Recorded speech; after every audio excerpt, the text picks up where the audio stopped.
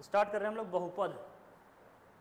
तो सबसे पहले लिखेंगे कि बहुपद होता क्या है, फिर बहुपद के प्रकार और बहुपद की घात क्या होती है, इन सभी की एक एक करके बात करते हैं। पहले इसकी लिखो परिभाषा क्या होता है, डेफिनीशन। इसके डेफिनीशन की बात करेंगे हम लोग सबसे पहले कि बहुपद होता है क्या है। लिखो बहुपद क्या होता है, लिखो लिखो लिखो वह व्यंजन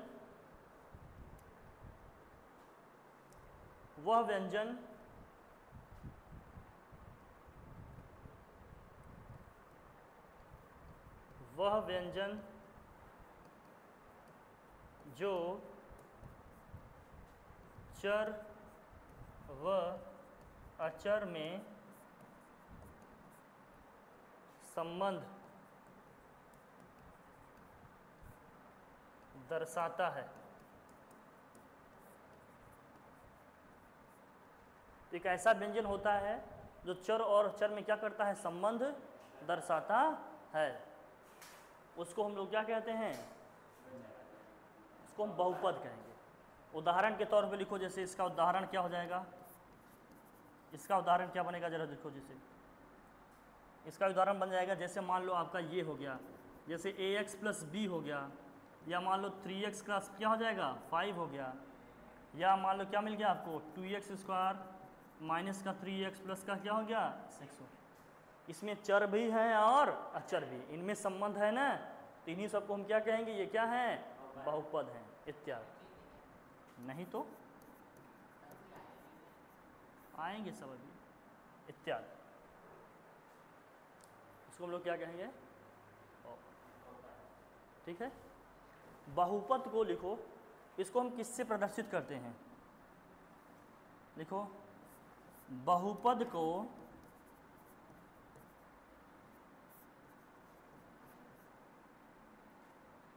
यदि वह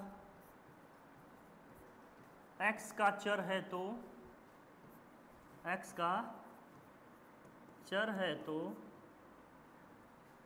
px अथवा qx अथवा f(x)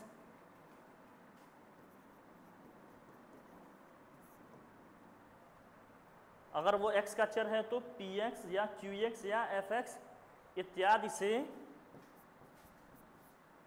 प्रदर्शित करते हैं,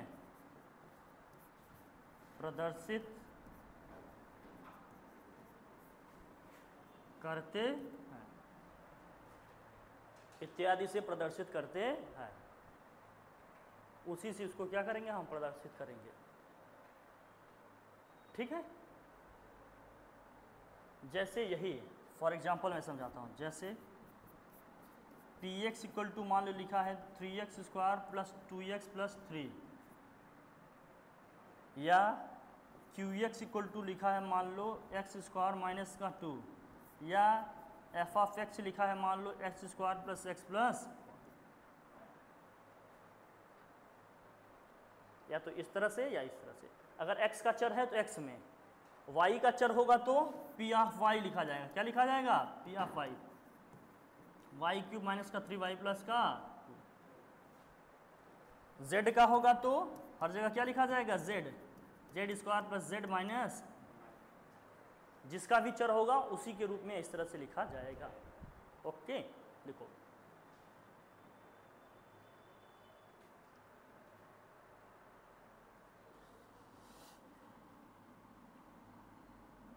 तब हीरो लोग बढ़िया। हीरोन्स फार्मूला हो गया अच्छे से, कोई प्रॉब्लम कोई डाउट आया ना समझ में, कल के बाद डाउट नहीं रहना चाहिए। हीरोन्स फार्मूला के अलावा भी हम लोगों ने बहुत कॉन्सेप्ट देख लिए। अब हमने तो देखो सारे ही करा दिए, अब तो प्रैक्टिस का खेल है। मैं कल बार बार कहा इस चीज़ को, है कि नहीं। बाकी मैं सारे कॉन्सेप्ट आपको सिखा दे रहा हूँ। जो बच्चा केवल किताब पढ़ेगा तुमको उससे ज़्यादा नॉलेज दे रहा हूँ, है ना। प्रैक्टिस बस करो बॉस, हुआ। नेक्स्ट रीडिंग करो, बहुपद की घात। बहुपद की घात,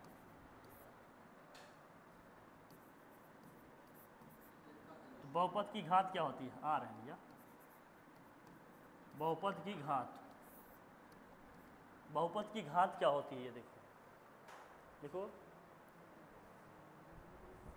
कि लिखो किसी भी व्यंजन में या किसी भी बहुपद में, लिखो किसी भी बहुपद में, किसी भी बहुपद में, है ना, प्रयुक्त चर की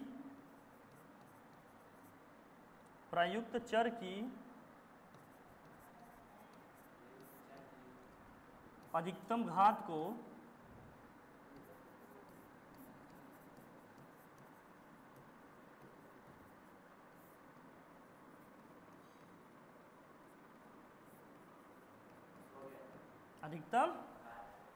को बहुपद की घात कहते हैं, बहुपद की घात कहते हैं, बहुपद की घात कहते हैं। उदाहरण जैसे मान लो,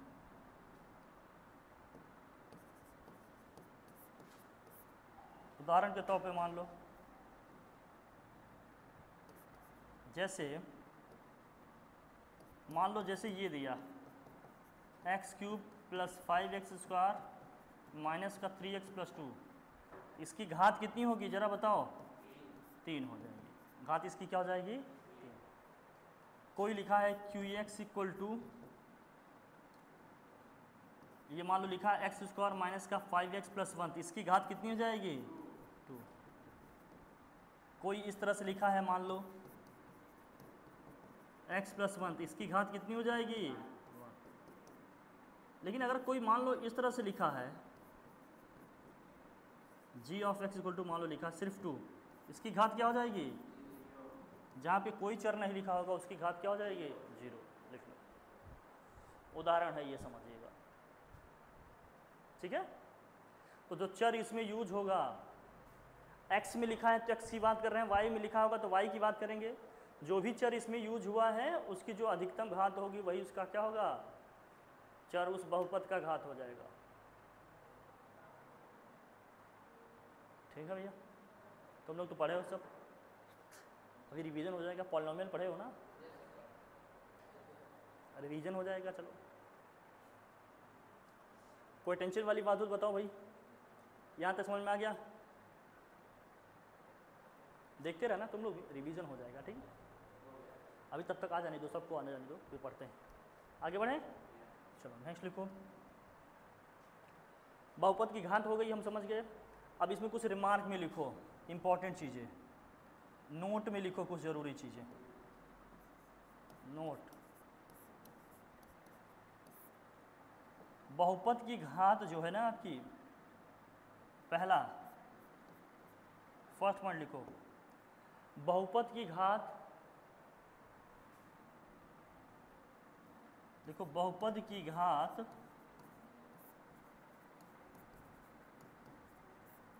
कभी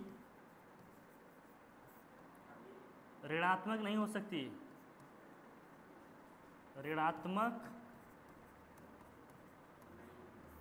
नहीं हो सकती, बहुपद की घात कभी भी ऋणात्मक, जिस भी बहुपद में किसी भी चर की घात अगर ऋणात्मक आ गई, किसी भी चर का, इवन समझ लो कि किसी भी चर का, मतलब समझ रहे हो ना, या किसी भी पद का, किसी भी पद का घात ऋणात्मक नहीं होना चाहिए। किसी भी पद का घात अगर ऋणात्मक हो गया तो वो बहुपद ही नहीं है।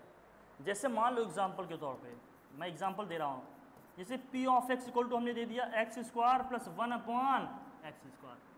तो अब ये जब x² ऊपर जाएगा तो x की पावर -2 हो जाएगा ना, इसको और सीधा लिखोगे तो हो जाएगा x² + x², तो यहाँ तो है 2 लेकिन वहाँ -2। किसी भी पद का घात अगर ऋणात्मक आ गया तो वो बहुपद ही, इसका मतलब ये बहुपद ही नहीं है, घात की तो बात छोड़ दो, ठीक है। लिखो, हो गई बात, समझ में आ रहा है ना सब। नेक्स्ट हम देखते हैं, चलो पढ़ लो तुम लोग, सर आ गए।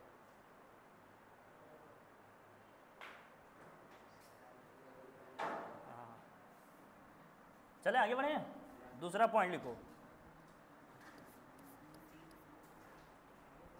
बहुपद में किसी भी पद का जो घात है वो भिन्नात्मक नहीं हो सकता। बहुपद में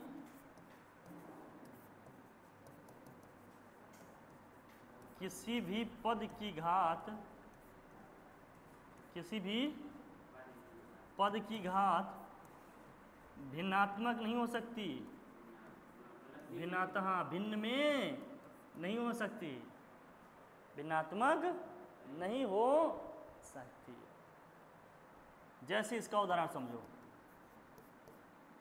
कहीं लिख दिया, जैसे मान लो हमने लिख दिया ये, अब एक्स क्यूब है प्लस हमने लिख दिया रूट एक्स प्लस 3 लिख दिया। देखो समझ के चलना, रूट एक्स का मतलब होता है घात 1/2, रूट का मतलब होता है घात 1/, क्यूब रूट का मतलब होता है घात 1/3, nth रूट का मतलब होता है घात 1/n, स्क्वायर रूट का मतलब घात 1/2, क्यूब रूट का मतलब घात 1/3 और nth रूट का मतलब घात 1/n। तो इसका मतलब रूट में जब आ जाएगा तो भिन्नात्मक घात हो जाएगा, तब वो बहुपद नहीं रहेगा। बात समझ में आ रही है अपनी? ये बहुपद ही नहीं है, घात की तो बात छोड़ दो। समझ गए ना? अब जैसे मान लो कहीं ऐसे लिखा है और नंबर रूट में लिखा है तो इससे कोई प्रभाव नहीं पड़ेगा। जैसे हमने लिख दिया ये नंबर, अगर घट में लिखा है तो हमें समझना ये नंबर से हमें नहीं मतलब है, मतलब हमें किससे है? चर से मतलब है। किससे मतलब है? किसी भी पद का मतलब किसी भी चर से हम बात कर रहे हैं। किसके रिस्पेक्ट में बात कर रहे हैं? चर पे। नंबर पे करनी आ जाए तो ये मत समझना कि वो बहुपद नहीं है, जब चर पे रहेगा तब तो बहुपद की घात ऋणात्मक नहीं होगी। और बहुपद में घात उसकी जो भी किसी भी चर की भिन्नात्मक क्या समझ में आ गया? तो जब इस तरह से रहेगा तो जब जहाँ जहाँ नीचे एक्स आएगा, जहाँ जहाँ नीचे चर आएगा वो हमारा बहुपद। समझ गए ना? अब एग्जामिनर आपको कंफ्यूज कर सकता है। जैसे मान लो उसने एक क्वेश्चन दिया तुमसे, पूछा P of X equal to हमने दे दिया X square plus 5x square plus 3x upon X. बताओ ये बहुपद है कि नहीं? ये बहुपद है कि नहीं पहले ये बताओ, और इसकी घात बताओ। अगर ये बहुपद है कि नहीं पहले ये बताओ, और इसकी क्या करो, अगर बहुपद है तो इसकी क्या करो, घात बताओ। तो पहले बताओ ये बहुपद है कि नहीं? नीचे x आ रहा है, होगा। कैसे होगा? क्योंकि x ऊपर हम कॉमन कर सकते हैं। यहाँ जा रहा देखो, x को कॉमन कर लोगे तो यहाँ क्या आएगा? X square plus 5x plus 3, नीचे क्या है? x से x क्या हो गया? बचेगा आपके पास x square plus 5x plus, तो ये बहुपद है। हाँ है ना बहुपद ये? और घात इसकी कितनी निकल गई? 2 निकल गई। तो जब कुछ कॉमन रहे कटे तो पहले उसको सॉल्व कर लो, तब फाइनली अपने निष्कर्ष से पहुंचो। सीधे ही मत कर देना कि अपॉन में आ गया तो बहुपद। पहले उस बहुपद को हल करो, देखो कि आ रहा है कि नहीं। समझ गए?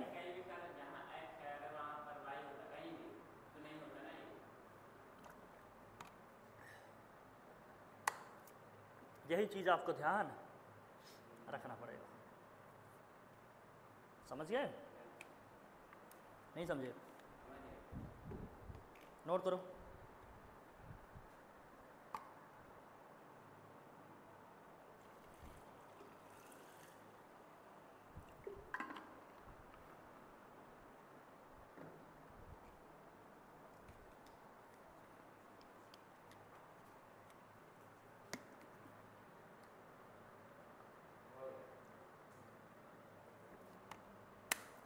हो गया?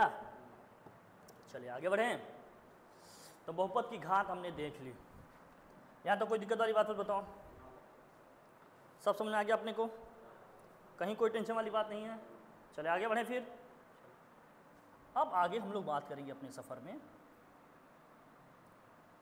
कि बहुपद के प्रकार। किसकी बात करेंगे? बहुपद के प्रकार, कि कितने प्रकार के बहुपद होते हैं। बहुपद के प्रकार की बात करेंगे, बहुपद कितने प्रकार के होते हैं ये हमें देखना है। ठीक है?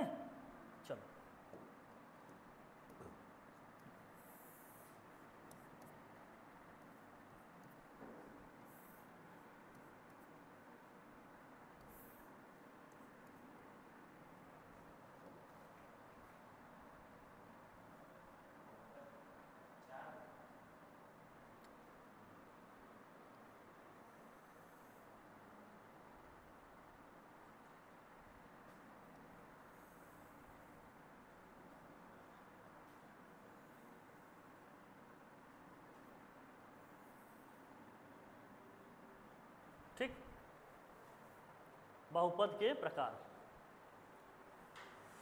बहुपद के प्रकार हम लोग देख रहे हैं।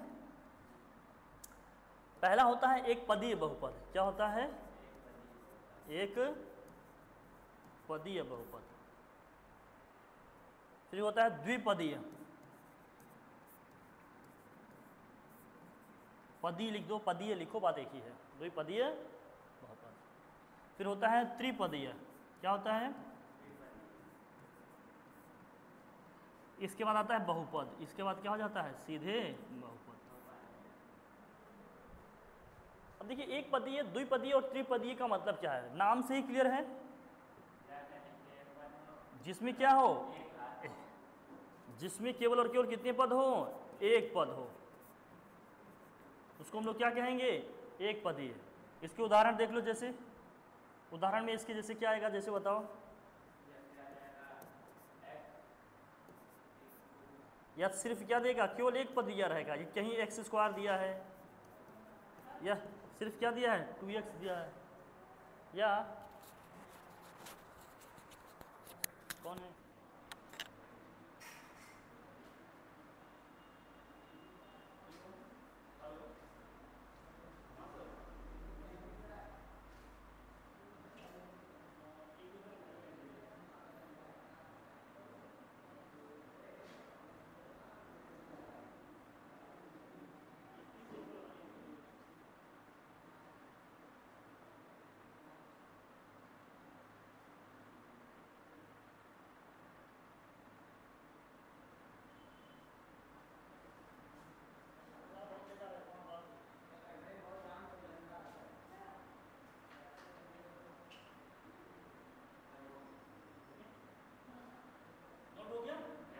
एक पदी का मतलब जिसमें सिर्फ और सिर्फ क्या हो?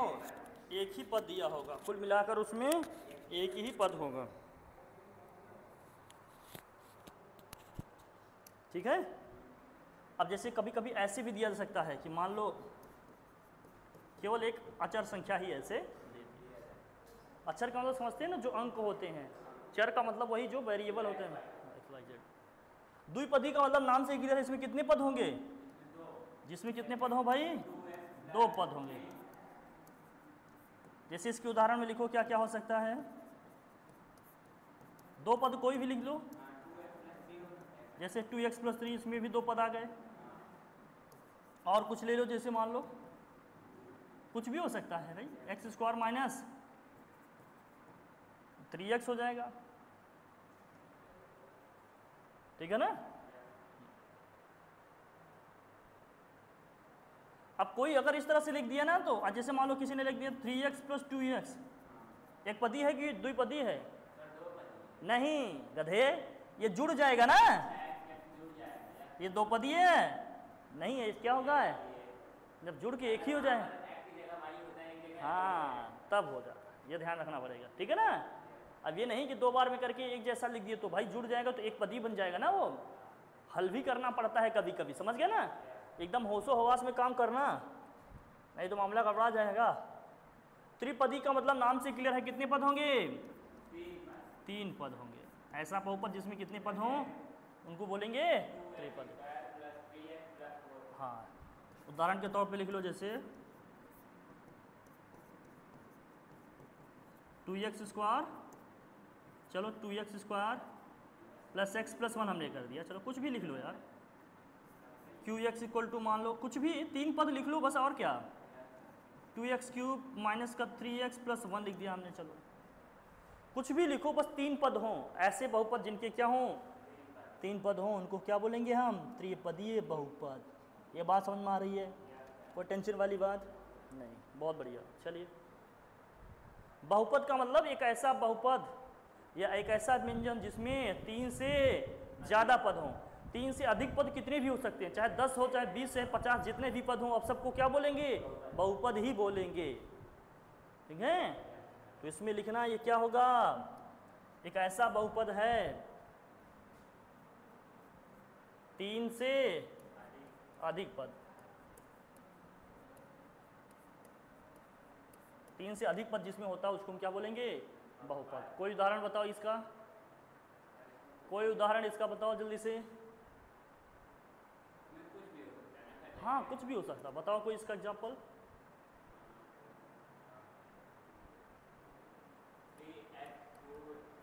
चलो 3x cube plus 2x minus का 5, 2x स्क्वायर कर लो माइनस का 5x प्लस 1, कुछ भी मानो जिसमें 3 से ज़्यादा पद हों, 3 से ज़्यादा पद 4 भी हो सकते हैं, 5, 10, 15, 20 कितने भी पद हों, सबको फिर क्या बोलेंगे हम, बहुपद। घात तो लिखना आता ही है, घात लिख लोगे ना, ठीक। कोई टेंशन वाली बात, सब समझ में आया यहाँ तक? आगे कंटिन्यू करें इसको, चलो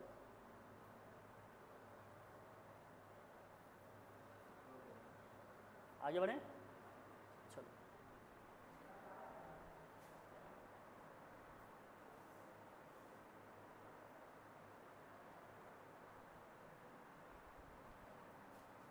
हटाएं इसको। अब लिखिए रेखीय बहुपद का मतलब क्या होता है, जरा देखो, रीडिंग करो आप। रेखीय बहुपद, रेखीय बहुपद क्या होता है?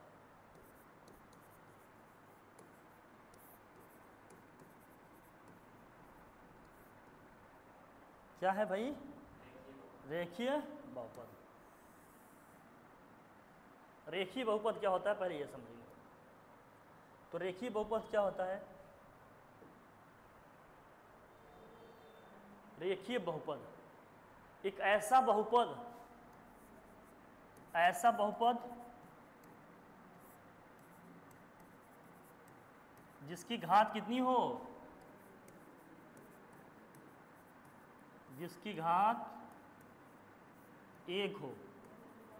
क्या हो? एक ऐसा बहुपद जिसकी घात 1 हो, उसको क्या कहते हैं हम? रेखीय बहुपद कहते हैं। रेखीय या रेखीय जो बोलो, बात एक ही होता है। उदाहरण के लिए इसके देखो, जैसे कोई एग्जाम्पल इसका बताओ। जैसे अभी हमने लिखा था ना 2x प्लस 5, कोई दूसरा लिख लो, मान लो qx इक्वल टू हमने लिखा x माइनस, इसकी घात कितनी है? पहले वाले में भी घात कितनी है इसकी? 1 है। दूसरे वाले में भी घात क्या है?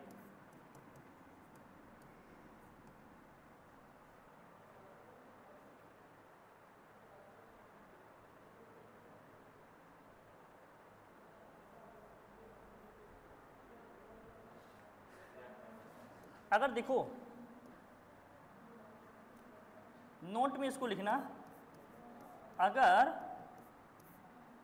जो बहुपद है ना आपका बॉस, अगर आपका बहुपद x का चर है, बहुपद किसका चर है? यदि बहुपद किसका चर है? x का चर है और घात कितनी है इसकी? 1 है। इसका मतलब क्या करेगा वो x एक्सिस को केवल और केवल एक बार कट करेगा। क्या करेगा वो?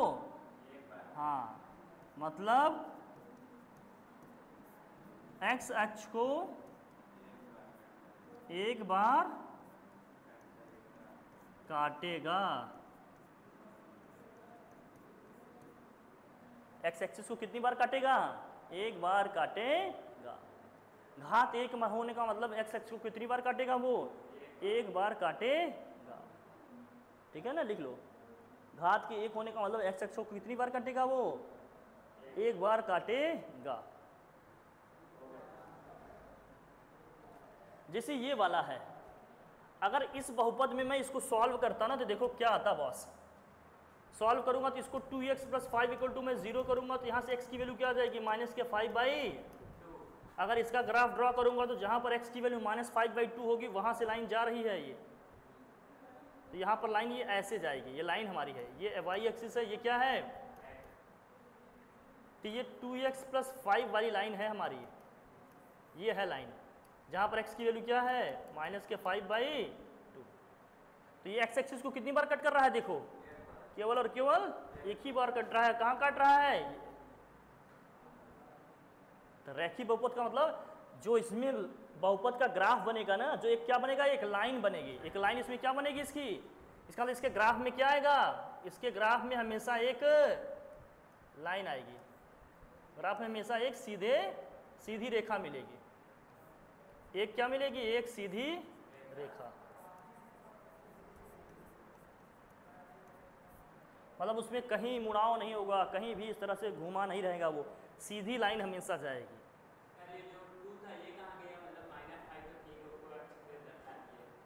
टू नीचे जा रहा है ना बस, -5 उधर गया, x के साथ 2x है तो x की वैल्यू निकालेंगे, 2 नीचे जाएगा ना बस, तो -5 भाई क्या जाएगा 2। नहीं समझे कैसे, ठीक है ये चीज, ओके। तो रेखीय बहुपद का मतलब ये चीज है। आगे बढ़े, ठीक है। कभी कभी x y दोनों में दिया रहता है, कभी कभी किस में दिया रहेगा, x में भी दिया रहेगा, और जैसे उसको भी उदाहरण से समझाते तुम, जैसे मान लो एक समीकरण ऐसे दे दिया तुम्हें, फॉर एग्जाम्पल मान लो दिया x + y = कितना दे दिया 1, तो इसका मतलब ये लाइन देखो कहाँ अभी भी रेखीय होगा, अभी भी क्या होगा, जब x को हम 0 ले लेंगे तो y = कितना जाएगा 1, जब हम y को 0 ले लेंगे तो x = कितना जाएगा 1 आ जाएगा। इसका मतलब जब y 0 है तो x 1 है, जब x 0 है तो y क्या है, इसका मतलब ये 1, 0 और 0, 1 से जाएगी, तो ये लाइन हमारी x + y = 1 वाली लाइन है ये। तो ये अभी भी क्या कर रही है, x y दोनों में लिखी है, तो x को भी एक बार काट रही है और y को भी। तो ये रेखा हमारी क्या होती है, ये रेखा होती है, मतलब रेखा का मतलब लीनियर, मतलब रेखीय जो रेखा है, रेखा का मतलब सीधी एक लाइन है समझो, ठीक है, ओके डन। अब मान लीजिए लिखो द्विघातीय बहुपद, द्विघातीय बहुपद का मतलब क्या है,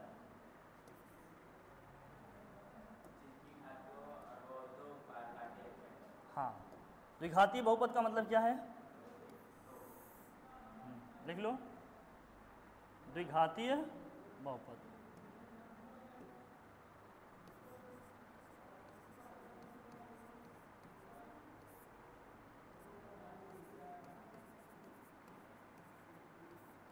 द्विघातीय बहुपद का मतलब घात 2 होगी, ये तो क्लियर है ना। द्विघातीय बहुपद का मतलब होता है जो x अगर x में लिखा है वो, तो x को कितनी बार काटेगा, वो 2 बार काटेगा। जैसे x² - 5x + 6 है तो x को कितनी बार काटेगा, वो 2 बार काटेगा। कितनी बार काटेगा वो, एक बार कहाँ काट रहा है, एक बार यहाँ पर काट रहा है और एक बार यहाँ पर। तो घात के 2 होने का मतलब क्या है, इसकी घात 2 होगी, और घात के 2 होने का मतलब क्या है, अगर x में चर है, चर अगर क्या है, चर x है तो x को कितनी बार काटेगा, वो x को 2 बार काटेगा।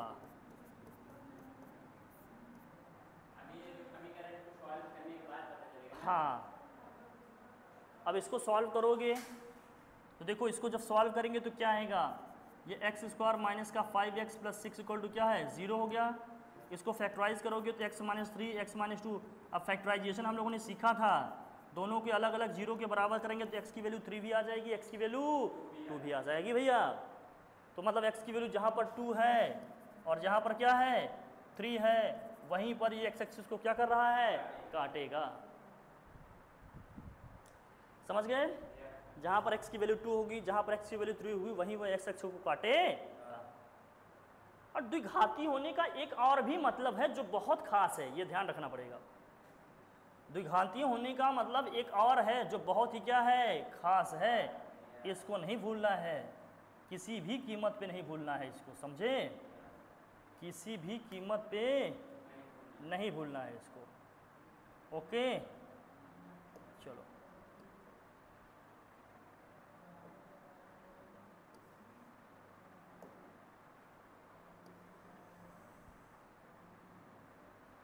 द्विघाती होने का मतलब क्या है ये समझना।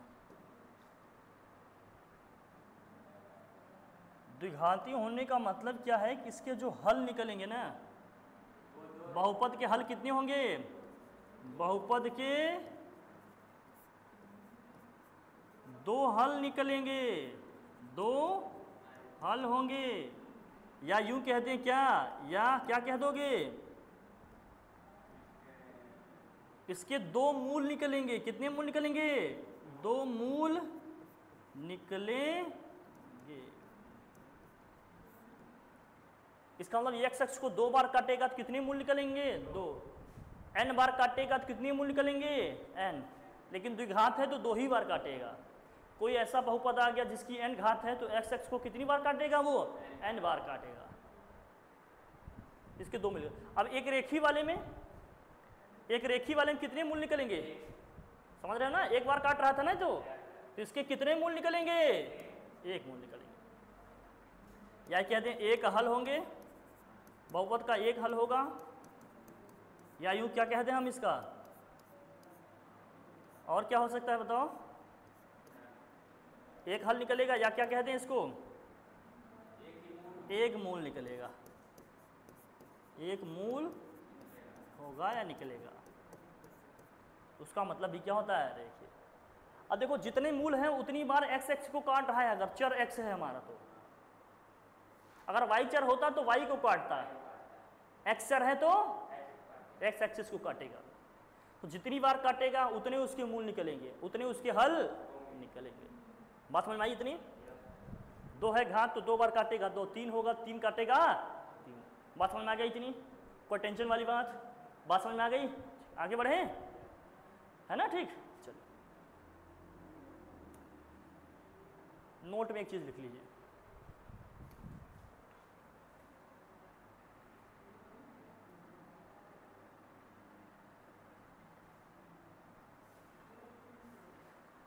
नोट में लिखिए,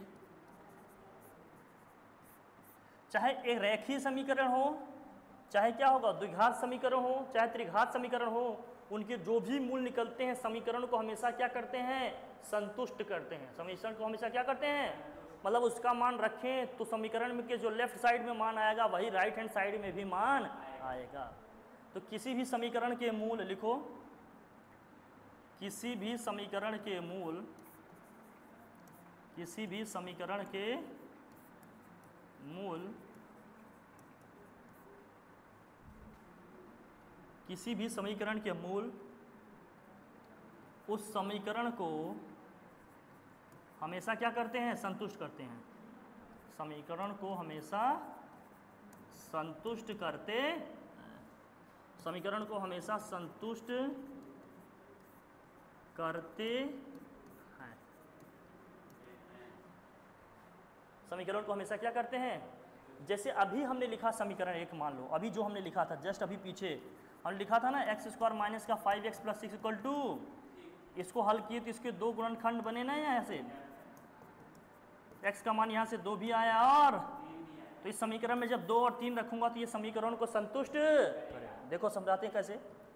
समीकरण में जैसे मान लो पहले हम 2 रख रहे हैं, मान लो क्या रख रहे हैं, x इक्वल टू 2, तो जहाँ जहाँ है वहाँ 2 रखो, x है तो 2 माइनस का 5 इंटू 2 प्लस का 6। देखो जरा क्या है, ये 4 माइनस का 10 प्लस 6 इक्वल टू क्या हो गया, 0।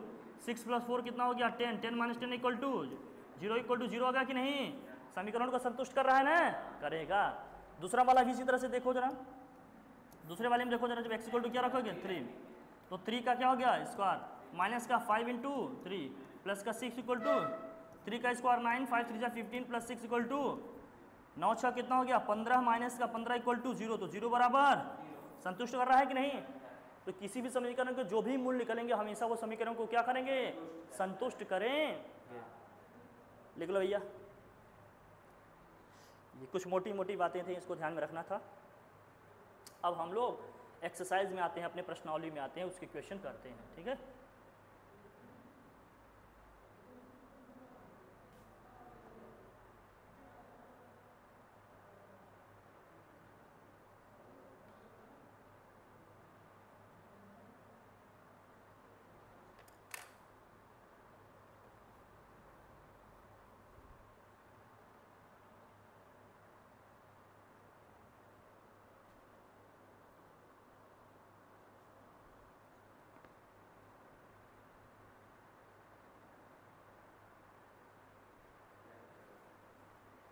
हो गया अपना सफर। चलो पहली वाली प्रश्नावली में आ जाओ, पहली एक्सरसाइज में आ जाओ।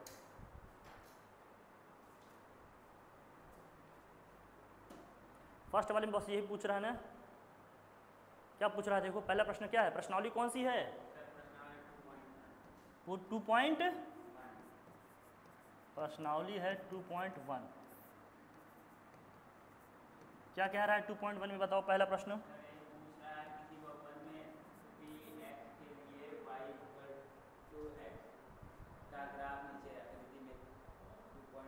हाँ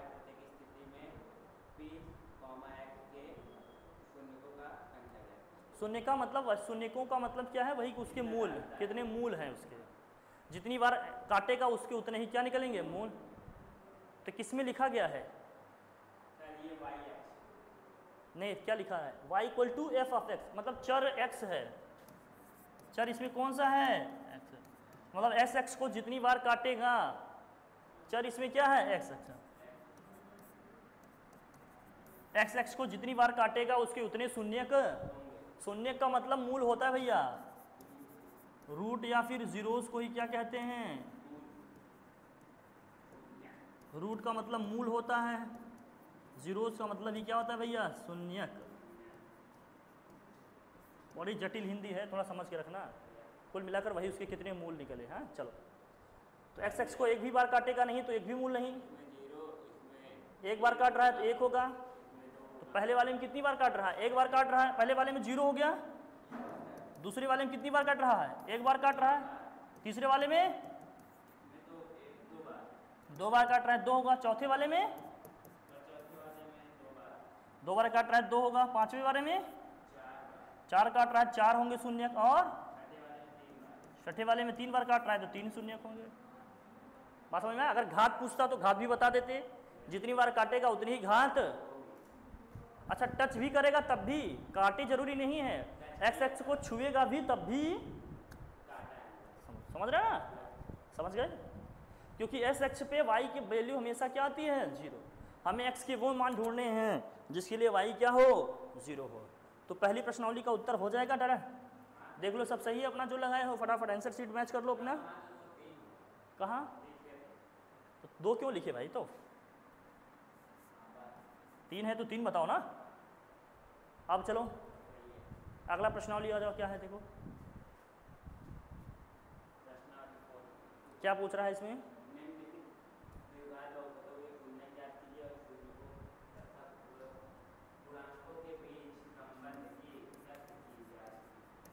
प्रश्नावली कौन सा है, 2. द्विघात समीकरण है ना। देखो द्विघात समीकरण के लिए एक जरूरी चीज़ पहले लिखो, फिर इसको पढ़ते हैं। ठीक है बॉस, लिखो पहले द्विघात समीकरण।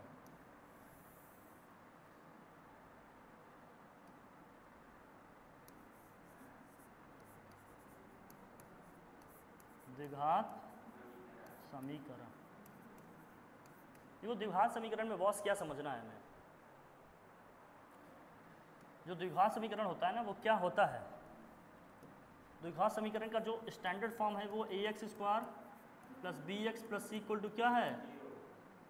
यहाँ x² का गुणांक क्या है, a है, x का गुणांक क्या है, b है, और अचर पद हमारा क्या है, c है। लिख लेना पहले, x² का गुणांक क्या है, x² का गुणांक a है, और x का गुणांक b है, अचर पद क्या है, c है। ठीक है। अब देखो इसकी घात कितनी है, 2, तो इसके कितने मूल निकलेंगे, 2 मूल निकलेंगे। ठीक है, 2 मूल इसके निकलेंगे। द्विघाती सूत्र है इसी में, जिसी को श्रीधार सूत्र कहते हैं।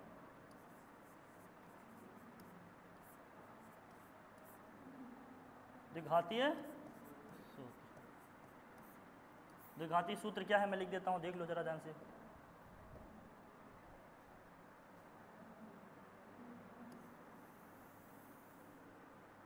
जो मूल निकालते हैं ना, x = माइनस का b प्लस माइनस रूट में b² माइनस 4ac अपॉन क्या होता है, 2a, minus b plus minus root में b² माइनस का 4ac अपॉन क्या होता है 2a, जहाँ a b c का मतलब हमने पहले लिख दिया। a का मतलब क्या है एक्स स्क्वायर का गुणांक, x का मतलब क्या है x, b का मतलब क्या है x का गुणांक, और अचर पद क्या होता है हमारा c, मतलब x से जो फ्री टर्म होगा जिसमें हमारा चर नहीं होगा वही हमारा क्या होता है अचर पद हो जाए।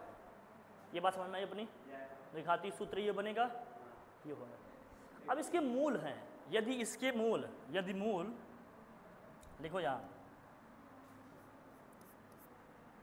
यदि द्विघात समीकरण,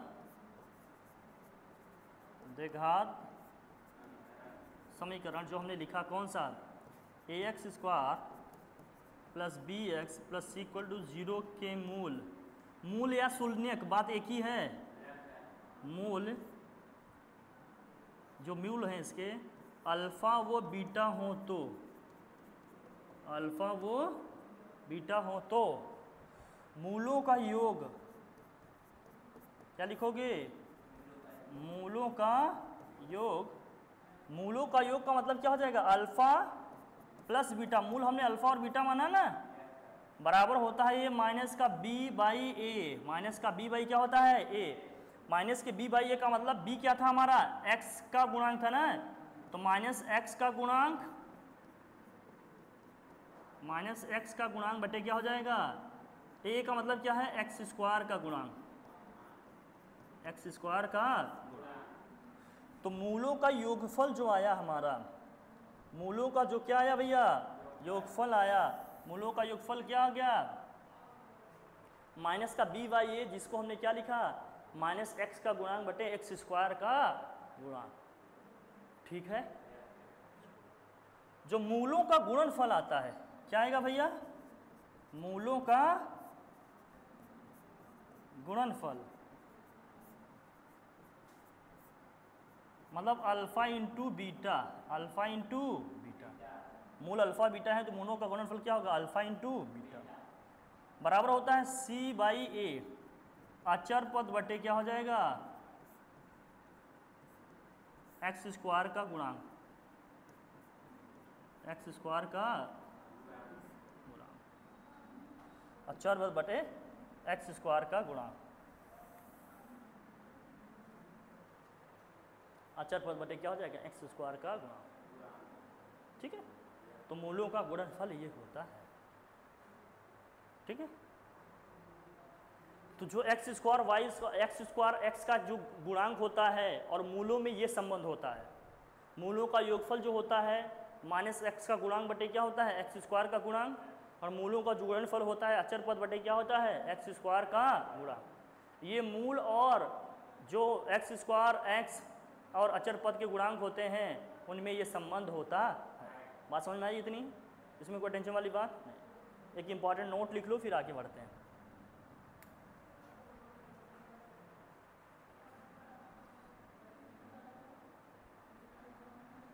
यदि इंपॉर्टेंट चीज़ है इसको ध्यान रखना, यदि किसी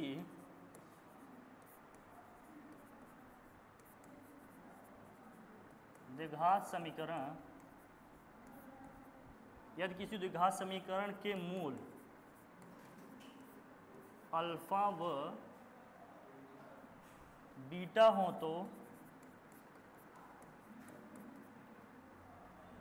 तो वह द्विघात समीकरण होगा, द्विघात समीकरण होगा। क्या होगा वो द्विघात समीकरण, एक्स स्क्वायर माइनस का alpha plus beta into x plus alpha into beta बराबर क्या हो जाएगा 0। समझ गए? तो वो समीकरण क्या हो जाएगा एक्स स्क्वायर माइनस का alpha plus beta into x plus alpha into beta बराबर, मतलब अगर शब्दों में लिखें इसको तो क्या होगा ये, अगर इसी को हम शब्दों में लिखें तो ये होगा एक्स स्क्वायर माइनस का मूलों का योगफल, मूलों का योगफल इंटू एक्स प्लस क्या होगा मूलों का गुणनफल, मूलों का गुणनफल बराबर क्या होता है भाई, 0। अगर हम इसको शॉर्ट में लिखें तो ये चीज़ है, ठीक है, समझ पाए।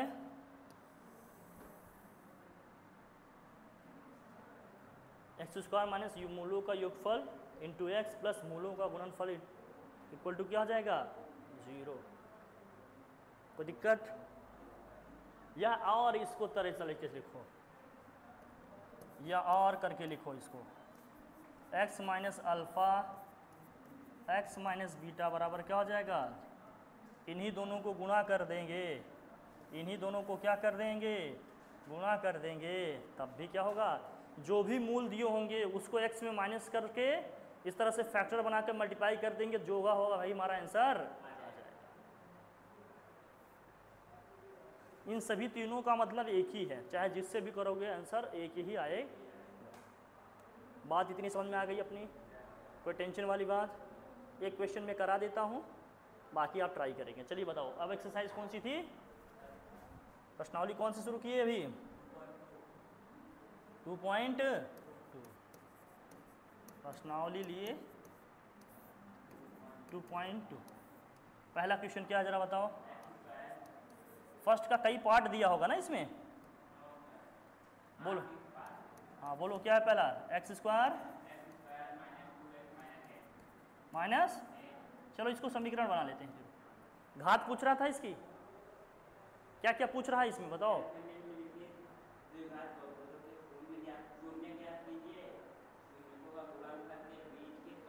हाँ तो भैया कैसे निकालोगे, पहले इसको गुणनखंड करोगे, या तो द्विघाती सूत्र से निकालो या तो गुणनखंड करोगे। तो माइनस का 8 है तो इसको क्या लिख सकते हो, माइनस का 4x प्लस का 2x माइनस का 8 इक्वल टू, तो ये x कॉमन करोगे आ जाएगा x माइनस का 4 प्लस का 2 कॉमन करोगे, x माइनस का 4 इक्वल टू क्या हो गया 0, ये बनेगा x माइनस का 4 और x plus 2 equal to 0। One time जब मैं x माइनस 4 इक्वल टू 0 करूँगा, सेकेंड टाइम जब मैं x प्लस 2 इक्वल टू 0 करूँगा, तो यहाँ से x की वैल्यू क्या आ जाएगी, 4 आ जाएगी, यहाँ से x की वैल्यू क्या आ जाएगी, इसका मतलब इसके जो मूल निकले वो क्या क्या निकले, 4 निकले और माइनस के, ये हमारा उत्तर हुआ मूल का। लेकिन ये तो कह रहा शून्य ज्ञात कर लीजिए, शून्यक हमने ज्ञात कर लिए, फिर इसके बाद शून्यक और मूलों के बीच में क्या करा, अच्छा गुणनफल है, क्या करना है, हाँ तो जांच कर लेते हैं। देखो अब बताओ यहाँ एक्स स्क्वायर का गुणांक क्या है इस समीकरण में, इस समीकरण जो हमारा दिया है एक्स स्क्वायर माइनस का 2x माइनस का 8 इक्वल टू, इसकी तुलना किससे करने पर, हाँ इसकी तुलना जो हमारा स्टैंडर्ड द्विघात समीकरण है वो कौन सा है, इससे करने पर, इससे करेंगे तो क्या मिला जरा बताओ, एक्स स्क्वायर का गुणांक 1 है, यहाँ एक्स स्क्वायर का गुणांक क्या है 1 है, एक्स का गुणांक b है, यहाँ एक्स का गुणांक क्या है माइनस का 2 है, अचर पद यहाँ c है, यहाँ क्या है माइनस का 8 है, ठीक है। तो अब बताओ जरा, देखो मूलों का जो योगफल था, मूलों का योगफल बराबर क्या था, माइनस का x का गुणांक, तो x का गुणांक क्या है यहाँ पर माइनस का 2 है ना, बोलो, बटे x का गुणांक, x का गुणांक क्या है यहाँ पर 1 है, 1, तो ये कितना आया, माइनस माइनस प्लस हो जाएगा, 2/1 का मतलब 2 हो गया। यहाँ मूल देखिए इसके क्या क्या दिए थे, मूल आए इसके, एक 4 आया, एक क्या आया -2, यहाँ रखो, तो 4 प्लस का -2, सॉल्व करोगे कितना आएगा, 4 - 2 कितना जाएगा, 2 ही तो आएगा कि नहीं, तो ये भी 2 आ रहा है, ये भी 2 आ रहा है, 2 बराबर क्या हो गया, सत्यापन हो गया कि नहीं इसके, तो मूलों का योगफल बराबर आ रहा है। इसी तरह से मूलों का गुणनफल निकालना पड़ेगा, मूलों का गुणनफल बराबर क्या होगा बताओ, मूलों का गुणनफल बराबर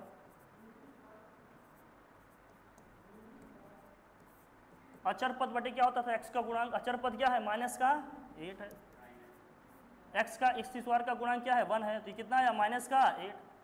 मूल हमारे क्या क्या निकले हैं, मूल हमारे क्या क्या निकले हैं, 4 निकला है और माइनस का, तो मूलों का गुणनफल करो, 4 इंटू माइनस का 2, -8 आया कि नहीं, -8 ये भी है, -8 ये भी, सत्यापन हो गया, बराबर आ रहा है दोनों केसेस में। तो हमने शून्य भी निकाल लिए और सत्यापन भी कर लिए इसका, ठीक है। इस तरह से इसके क्वेश्चंस करने हैं आपको, कर पाओगे, कोई टेंशन? ओके, फिर करके आना इसको, फिर बात करेंगे इस पर।